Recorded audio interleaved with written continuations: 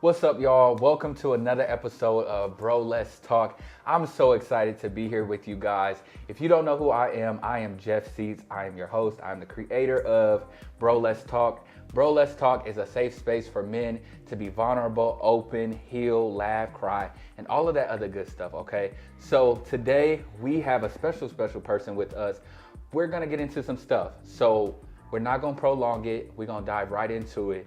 And I'm gonna let you introduce yourself, okay? Introduce yourself and tell where you're from, what you do, whatever you wanna do. Let's get into it. All right, what's up, everybody? My name is Christian Key. I am from Cleveland, Ohio. I am an artist, a praise and worship leader. I'm your favorite person in the whole wide world. Thank you for letting me be a part of this. Yeah, man. This is long overdue. I feel like when I first had when God first gave me the vision, we're gonna credit him for that. But I thought about you for sure. At first, I didn't know how that was gonna look or what that was gonna be about, but I definitely had you on my mind for that because, like you said, your favorite person. You are one of those people that, since I've met you, you've never changed. Am I about to cry? Don't start. We just started. All right. But you've never changed. And one thing about people, I watch how they act with you. I watch them in different seasons, and I feel like for the years that we've known each other, it's always been consistent. It's always been like, no matter what the dynamic was, it's always been nothing but love. Every time you walk in a room, it's like, here comes Christian, because you have a big personality. And that's one of the reasons why I needed you here, so we could dive into that, right? So you said you're a worship leader. What does that look like for you? Like what, at church, or do you travel, or what's up with that? One, let me say thank you for what you said because it's very encouraging and I appreciate that. Because this gets into that question. Worship leading for me is just who I am. It's just my life. It's just what I do. It's not just an in-church thing. It's an everyday thing for me. I travel across the world. I mean, God has blessed me to just be myself and just go places that, just really lead people back to Him, which is what it's ultimately about. Yeah, that's just that. I mean, worship leading for me is it's more than just singing in front of people and just, having a set song. It's really about connecting the people back to their Father. Yeah. And giving a sense of hope to those that have no hope and those that feel like there's no love around them. Hey, there's somebody that actually really loves you. You may not know who He is. Yeah. Let me bring you to Him. Let me lead you to Him. So, for one, when did you, I'm sure you've always could sing, right? Always, since you were young. But like, when did you realize that was what you were supposed to do, like for a living too? Because it is who you are, but you do get paid to go places. And you have met celebrities. Were you on BET? I did sing for gospel, the Christmas gospel which was on Superfest. BET. Yes. And so when did you step into that? Because there are some people that can sing, and there's some worship leaders, but then they stay right at their church. They don't do anything. They don't go anywhere except for singing their church. So what was that moment like for you where you was like, no, there's more? Okay, so now I got to really be myself because we're going to break this box now because I'm going to be honest. So I just recently started singing. I just started singing in 2017.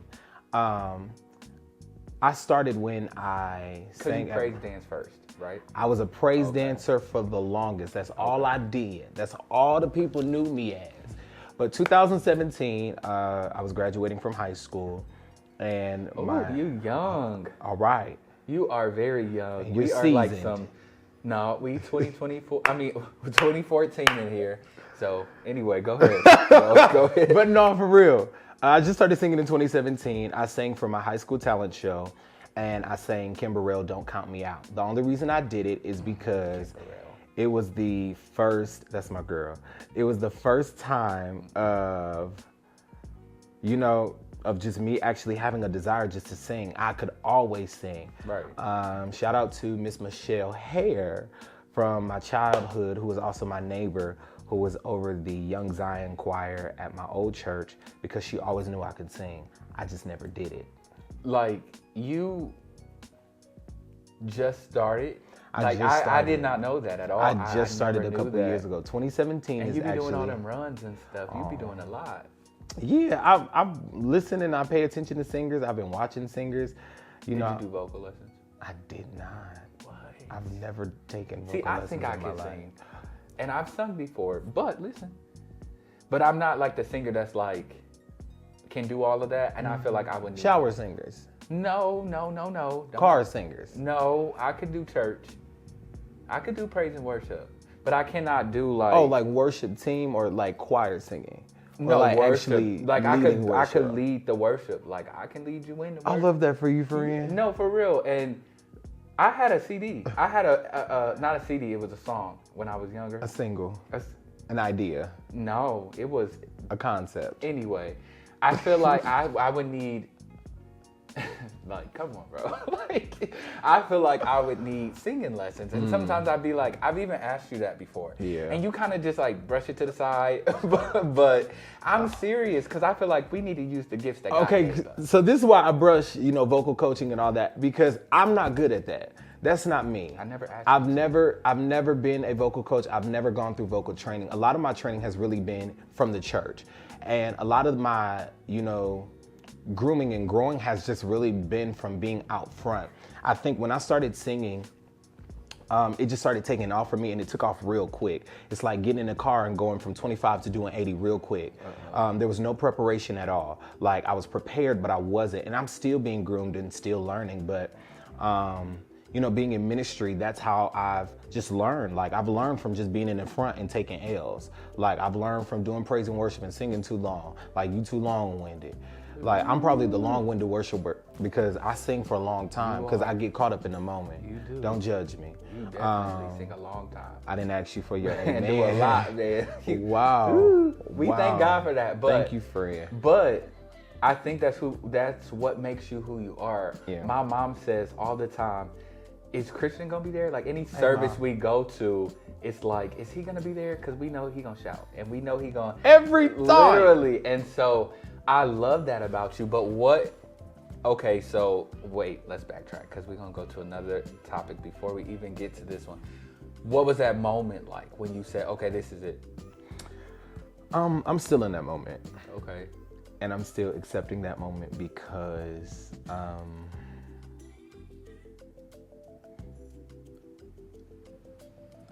I'm learning that singing is just a part of me, but it's not all of me. Because people now know Christian the singer. Every time I mention you, people know Christian the singer. So the other way of how I started singing was going back to me being a dancer.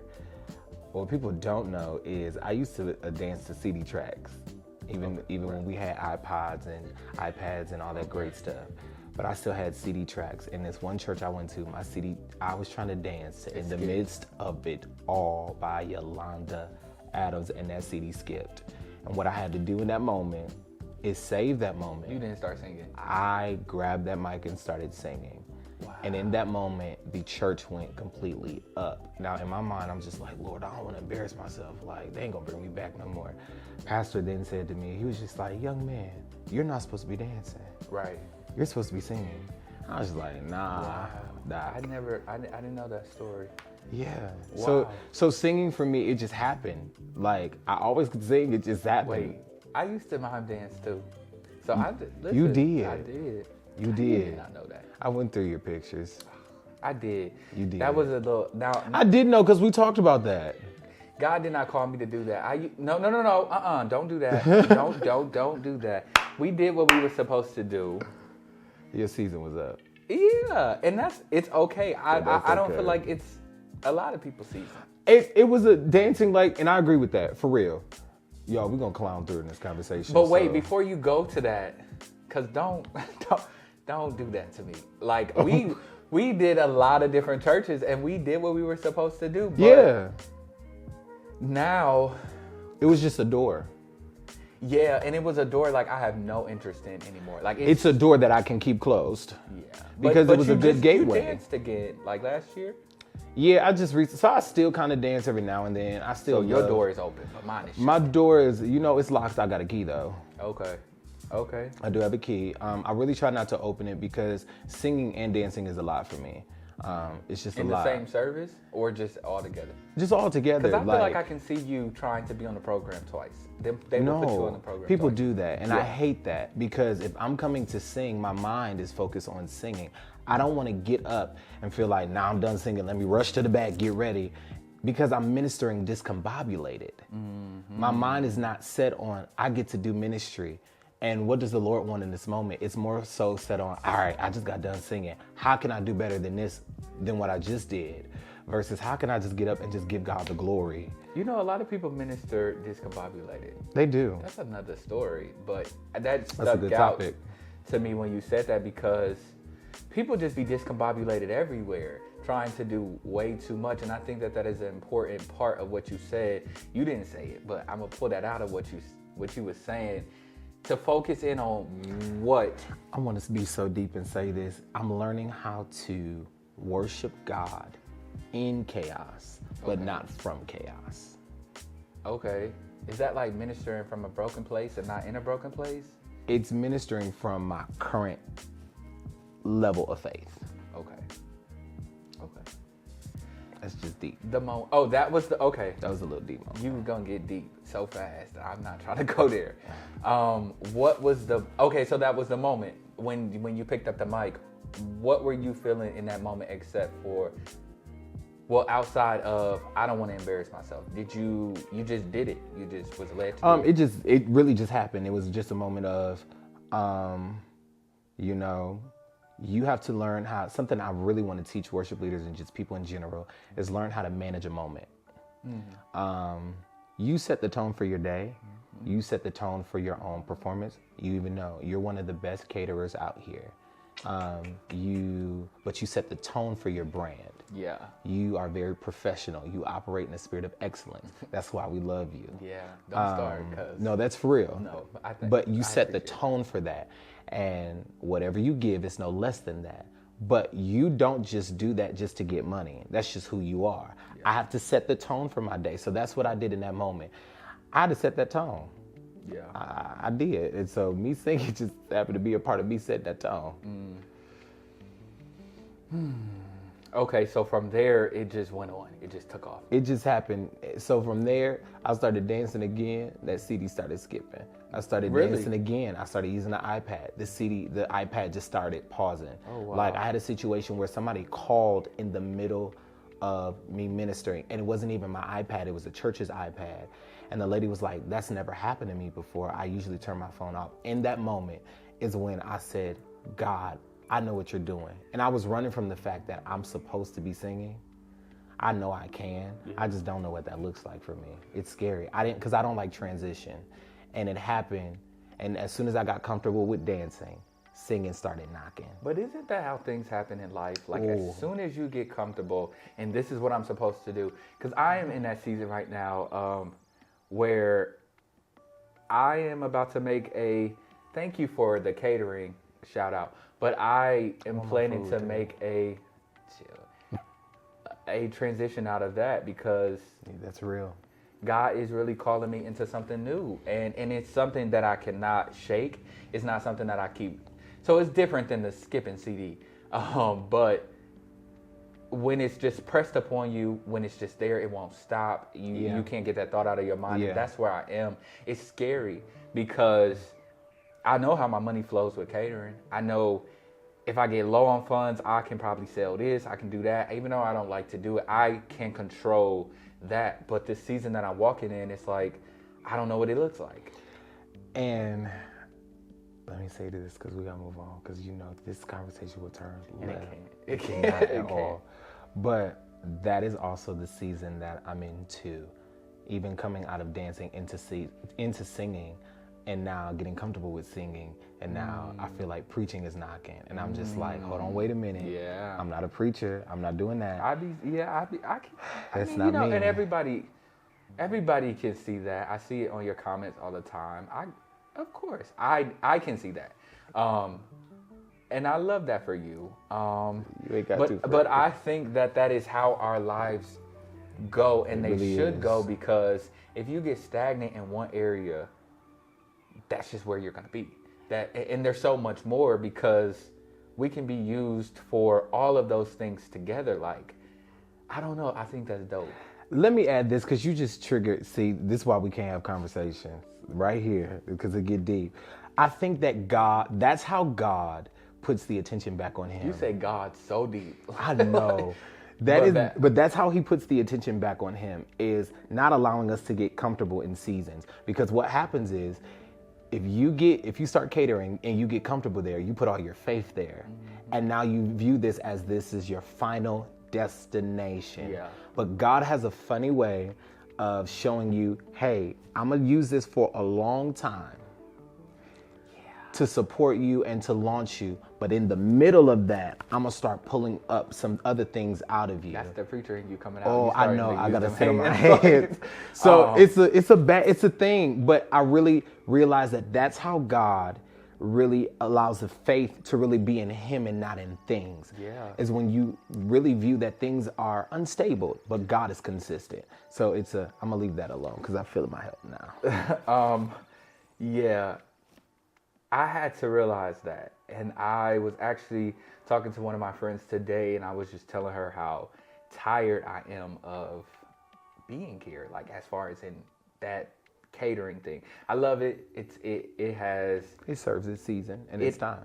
But, like, I believe that you can still do some things, here or there. But I was just like, I'm tired, I'm this, I'm that, and I've never been there, and I've fallen out of love with it. And I'm like, okay, what's next? And it's really scary. It is really, really scary. But I like how you said, it's basically like, and I have done that. I put all my faith on, I know they're going to book. I know I'm about to get that $10,000 gig. I know I'm about to get this. So I'm good. But the faith was in my ability to pull them in, when really it was so much more than that. Yeah, and I'm even learning now. That's how I'm going to be very transparent. Bro, let's talk. Even, Lord, I'm going to cry, and I don't want to, but that's how the Lord is really dealing with me in this season, is learning that I get comfortable quick. Mm-hmm. I get so comfortable quick, and the Lord is always teaching me how to trust him, and I think he teaches me through transition, because I'm even right now, from dancing to singing, and from singing now to this thing of preaching, I'm just kind of like, I'm not nobody's preacher. Because my hope is in that. But I'm also, this is what I was going to say. I feel this conversation is about to be really deep. It's going to be bad. The Lord has been really good to me. And I say that because people have seen my ministry and they don't book me because I'm good. Or even nowadays, I've learned not to wait around for that, because I'm just like you. I did that. I waited for them and I relied on people. Oh, I know somebody gonna call me. And the season came where they didn't call. Yeah. And the season came where I couldn't rely on that. I couldn't rest on that. So what did I have to do? I really had to solely depend on the Lord. And that's even with singing right now. Like, I just connected with somebody I never even knew. Like, he's a well-known bishop. Didn't even know that man. And he was just like, I want to bring you to my church. Didn't even know me. He's like, there's just something about you that's just different and that's authentically you. And I'm just sitting there thinking like, okay, so the Lord uses he uses transition to catapult you to your destination.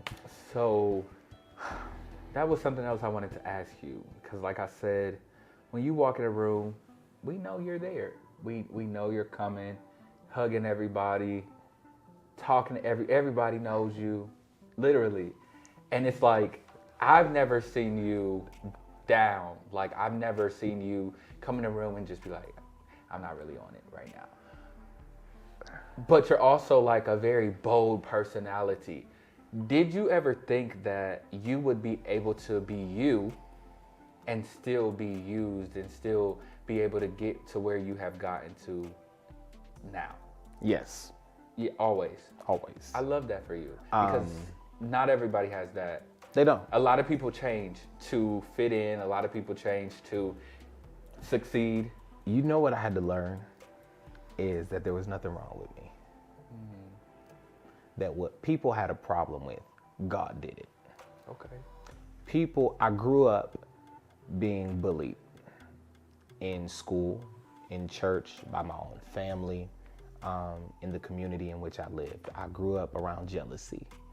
I grew up around, people I've always been the weird, strange kid. Like there's always been that. There's something about you. Yeah. And I realized that the Lord used that to really cultivate me. And I've learned that there was nothing wrong with me. People have always just put their desires and their expectations of what they wanted me to be for them. To be like too. Yeah. To be like too. Yeah. But I had to come into a season, and also let's be very transparent. I'm still in that space of learning there's nothing wrong with me. And whatever is wrong with me, there's a God that is faithful. His strength remains perfect in my weakness. Don't start preaching because I feel you. No, because I feel you. It's real. And so my daily, the reason why I'm always myself, always hugging people, always going to support and always sacrificing is because I know what it's like to be that little kid that never had that. And I realized that the love of God is not judgmental. The love of God loves. Don't get me in trouble with that. Don't get me in trouble because people are going to pick that apart very much. The love of God is not judgmental because let me tell you something. There's nothing that we could ever do, whether you be saved, whether you be unsaved. There's nothing you could ever do to be right. Not in this earth. That's the purpose of God sending his son. We were born in sin. We are, I heard this the other day and it was really good. We are, a reflection of decisions that were made before us. Mm-hmm. So Adam was the first sin of the world. And now we got sin, we're born in sin, shaped in iniquity. So now we're living out the decisions of those that have came before us. But in Adam all was of that. The first, or when Eve ate the forbidden fruit? It started with Adam. In what way? Adam and Eve, just throw it all together. It started with Adam. Okay. Because we ain't even gonna get into that because there's a whole deep Bible study. I said you're not gonna get me in trouble with what I am gonna say. The Bible people that's gonna be like, what does he mean by Adam? Go read Genesis 1 and read it slow. Well, you tell me what you mean by that, real quick. Adam had a decision. To do what? To either follow the instructions God gave him, or his wife. Or that's why you guys to be mindful, Reverend. No, for real. No, for real. Because people around you, he had instruction. He had clear instruction from the Lord. Listen, you can eat of every tree in the garden. Except for that. Except for this one. But don't we do that all the time? We do. But that's why the Lord used that to show us. I don't think the Lord even just used it. I don't think that moment just happened just to say, oh, now you sin and now you. No, I think the Lord used that in that moment to tell us and to tell his people, you have to be conscious of your decision making. You can't be persuaded by the decisions of people around you. Are you going to trust what I said? Or are you just going to look at what they said because, well, it's a truth to it. There's a truth to what they said, and then the serpent came and was just like, that's really where it started. You have to be mindful of people that are jealous because let's start with the serpent. The serpent came to Eve and said, hey, the reason why God don't want you to eat this apple or whatever fruit it was is because you're going to be just like him. You're going to all of that. And it happens like that. It do. And sometimes it's not people that are distant from us. It's sometimes people that are very close to us. And sometimes it's us. Absolutely. That's why you have to always, that's why I pray this prayer, creating me a clean heart and renewing me the right spirit. Take not your spirit away from me. And when I say creating me a clean heart, I'm not just talking about my physical heart, I'm talking about my mind too. Creating me a clean mind and renewing me the right heart, spirit, the right motives, the right ability to, make a decision. Yeah. Because I don't want to be, I've had my season of going off of what people told me. That's what I was going to ask you. So I'm happy that you say you were able to be yourself with people not changing you. I don't have that story. My story is very, very, very different. I cared about what people thought a lot. And when you said what people want you to be or whatever, I thought about, I'm a junior. And so I always thought like Standard. I need to be like my dad, and that's who he Standard. wants me to be like. Yeah. And so I really had to pull away from that. And it's not just that relationship, but just different church relationships. Even what a man looks like, what you look like when you do ministry, what you look like as a caterer, in all aspects. I used to think about, well, what are they gonna think? Now I do think image is important. There are things that I will not say. There's things that I present myself a certain type of way, but it used to be so heavy on me that I would be unhappy for just to make somebody else happy. Mm-hmm. And it really broke me down like all the time. And nobody else would know and if they did, it's because something in them was mature enough to see what was going on. But I would be very defensive, like, yeah, I'm that guy, like blah, blah, blah, blah, blah. Or I guess that could be like conceited, not confident. But on the inside, I'm like, well, I'm still people pleasing. I'm still doing this. I'm still trying to live up to what they think I should be. Mm-hmm. So what did that look like? You said in family, but also in church. Like what? In church, people always have this expectation of you.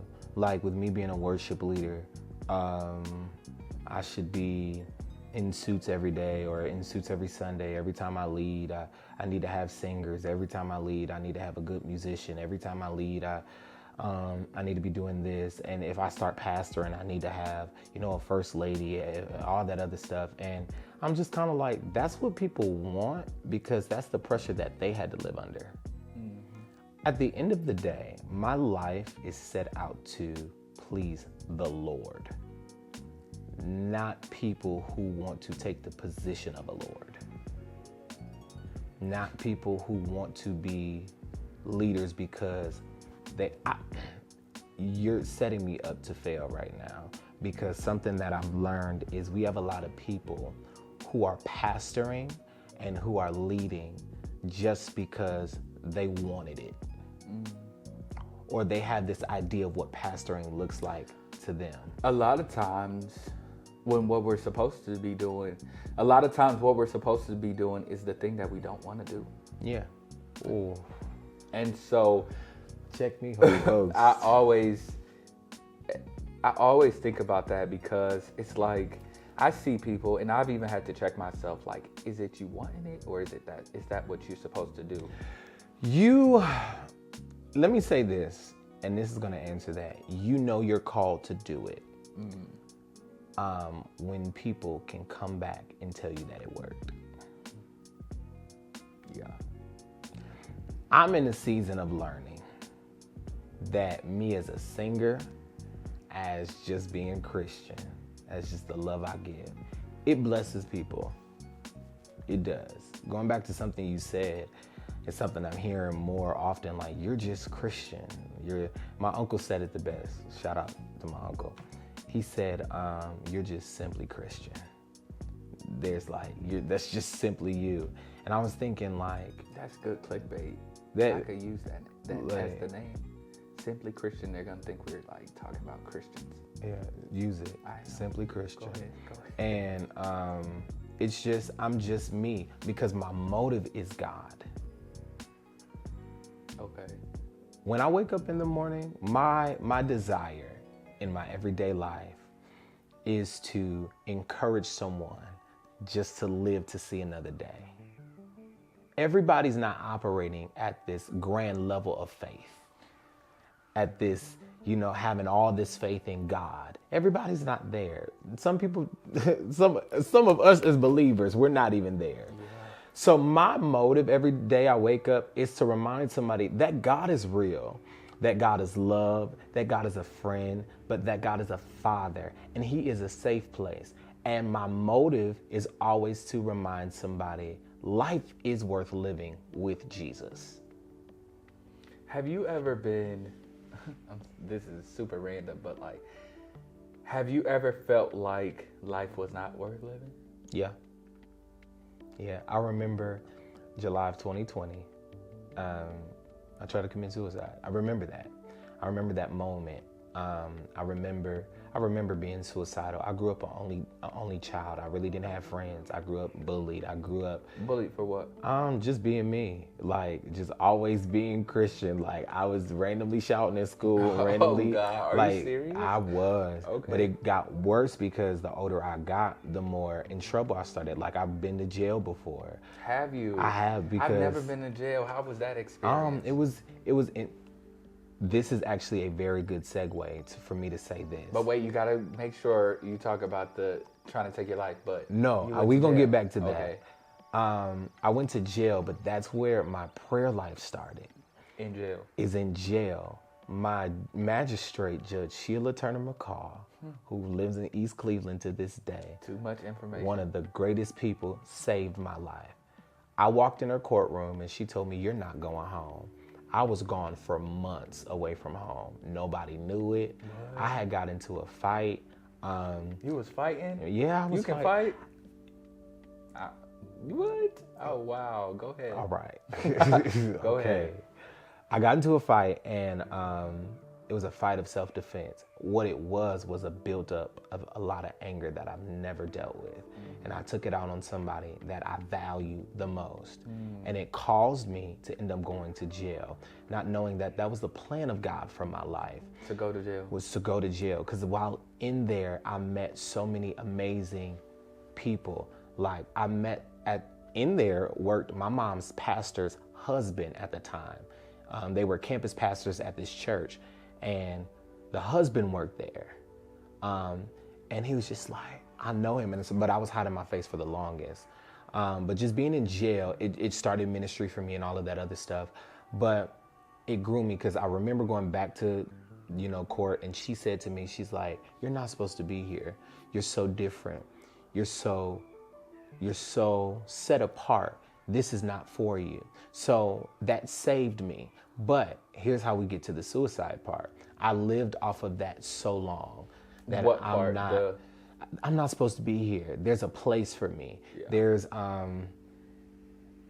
that's what it was. It was that moment of saying, I don't belong in jail, but I never felt like I belonged in church either. I never felt like I belonged in my family. So I lived off of the hope that there's a place for me. I'm about to get teary-eyed. And then I started to get older, and then life started lifing more. So then I started to feel like, Lord, I've been living, but I still feel out of place. I still don't feel like I have a place. So, I had hopes and dreams and desires, and, things started happening. Ministry was going good. Because you're young. 25, so 24, like 21, 22. Oh, okay. It's around there. I don't Oh, know. 2020, right? Yeah, 2020. Oh, like 21. Yeah. Okay. So I released a single. The single stemmed from that moment of suicide. And the single was called Good Enough. And the single talked about it's possible to wear a crown and still rock your scars. I was ashamed about Christian. I felt like always there was something wrong with me. And I was suicidal because I didn't look like I should have. I didn't look like the Christian people wanted me to. And I used to always fix myself, going back to me saying I had to learn that there was nothing wrong with me. There was something right about me. And God used whatever was wrong with me to be right for someone else so they can know that He's real. And so I realized now that in that moment, I wasn't going to commit suicide because I knew I heard the Lord saying like, dude, you cannot listen to what they say. You can't live under the expectation of people, because I had to realize these things. I had to realize I didn't grow up with my mother and my father, so I felt hard to love. My grandmother raised me, but my grandmother gave me good love. Like good love. Good love. That's the reason I'm still alive to this day, is because I ran away from home. Me and my grandmother used to get into it all the time because my grandmother wasn't responsible for loving me, but it was her call to love me. And so my grandmother's the reason, I'm about to cry. My grandmother's the real reason why I'm still alive, is because she knew how to love me when I didn't know what love was. My grandmother was the love of God that I needed to know that God is real. And so I'm grateful that I still have her around, But I'm also grateful that even when she closes her eyes, the lesson I can take from her life is just, you got to learn how to love. That's why my grandmother is a great testimony of what love is. And just love being patient, but love being kind. I don't have the ability to change nobody. I'm only responsible for myself. The Bible says to work out your own soul salvation with fear and with trembling. I can't change you, but what I can do is love you and allow the love that I give to kind of cultivate you. That's why I'm just Christian, is because people don't really know what love is. Yeah. I personally, I always say, like, I was just talking to somebody about this, because I really do be talking. But I was telling them how I never really experienced true love. And you don't realize that until you get to a place where you realize it. And I've experienced toxic love. I had my parents in my life, but not like I needed them to. Right. They didn't love me like I needed them to love me. And I learned that was because they didn't know how to. And they still might not know how to, because we all need a different type of love. And I got to a place where I'm like, even though they didn't give me that love, I got to give it to Chloe. So how am I going to... Okay, let me tell you something. I love Chloe. She's amazing. That's my girl. Yeah. You're an amazing father. Thank you. That's my girl. You're great. Thanh you. But she's great to her. Anyway. I just want to throw that out there. And it's so important. Yeah. I know you're not a parent, but it's so important as parents and as people that we do not bleed on, this person didn't give me this love, so I don't know how to love my daughter because blah, blah, blah, blah, blah. But I felt like, I don't know when this happened, but at some point I'm like, I got to stop that. And no matter what I did not receive from a relationship, I would stay in a toxic relationships, and do all these different things or beg for love from parents and stuff like that. I'm like, I gotta stop that now, because now it's my turn to give that to somebody else and break that curse. Yeah. And so I don't know where that happened. I don't know why I said that, but it's very important for anybody, parents, people, in family relationships, romantic relationships, to break that cycle and really find out what true love means. And true love is not toxic. True love it does not hurt. It doesn't, but to add Bible, love is patient. You said that verse already. And I'm gonna keep saying that. But it is. And love keeps no record. Right. Love ain't easy. It's not love easy. Is tough. But what I've learned about true love, because I've dealt with situations where if I get upset, I'm cussing you out, or vice versa. That's not love. No matter, I don't care what nobody says. And the way that we make that be a thing now, that's not love. Love does not disrespect you. Love does not call you out your name. Love does not abandon you just because you're mad, because think about how God treats us. If he abandoned us because he was mad, none of us would have him. It wouldn't. And love takes time. It does. Love takes time, and love takes intentionality. Big on intentionality. That's my word for the year. And everything Mine that too. I do, just be intentional about it. Okay, so before we have to wrap this up, we have to talk about some good stuff, which is the music. You're recording. You go ahead, but tell us what you're doing, and we're gonna wrap that all together. Okay, well, July 20th, I'm doing my very first live concert, live recording. So y'all make sure y'all there. But in Cleveland? It's gonna be in Cleveland. It's gonna be in my hometown. It's gonna be here. This is my first time. I'm just really gonna be myself. I know people are so used to in programs or going to concerts where it's just like, oh, he about to sing 8 songs. No, come and see. I might have some special guests there. That's what I was gonna ask. Like, is it just gonna be you, or you're not really saying none of that? You stuff? have to come to the CK1 experience, July 20th. I wanted to cook something at 12 noon. But I don't want to cook, so that's okay. I feel like you should have some refreshments. Is there tickets? There is tickets. Tickets go on sale April 1st. And Is it like a special ticket or like it's all the same? Because I need VIP seating. So I do have VIP. I have. Can I get a lanyard? That would be nice. Friend, just come. No, like you know when they do the I ain't that grand. the one with Todd Galbraith that. Yeah. Yeah, and they have like the VIP with the I'm food. not doing all that. But let's do some food. VIP, you get you get preferred parking and preferred seating, and you get a special invitation to the after party celebration for Christian. Okay, good. So you're gonna be celebrating yourself. That's my birthday weekend too. Right, it is. So I'm celebrating I didn't even think music, about that. celebrating life, celebrating food, and celebrating family. I love that, and it's so important to celebrate your accomplishments because you've done some amazing things. And even since I've met you, some years ago, I just see such a. Now, I wouldn't say a difference because I said like you're still the same person, but just the elevation is so real. And I think that you are one person that always gives, you pour out, you give compliments. Like the birthday segment that you did for me, oh my goodness, I would never forget that. That was fun. It was really fun. But the way that you poured into me just even that night, I think it's so important for us to do that for you. So I will be there, and we're going to encourage some other people to be there. Any last words as we wrap this up?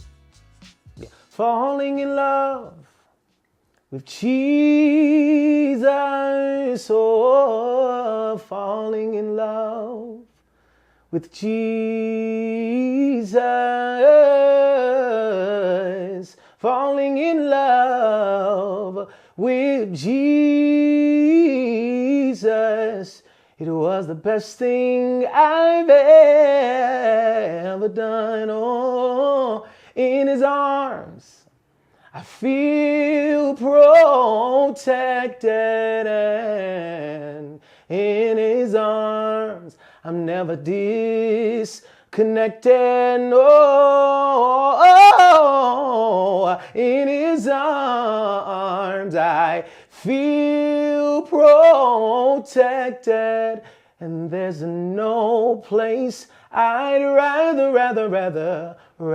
be. There you have it. Yes. So that's the outro. Thank you so much for tuning in. Thank you for being here. Thank you for bringing me to Bro Let's Talk. Absolutely. I'm so proud of you. Thank you. This is exciting. Can I come back? Yeah, you can. We need a part two. Thank you for tuning into this episode, and I hope that something that was said blessed you as it blessed me.